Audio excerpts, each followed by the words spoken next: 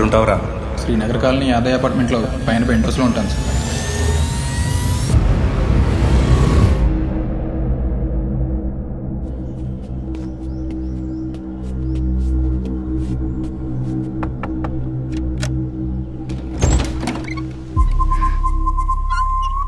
ఈడిక్కడికి వచ్చాడేంటి?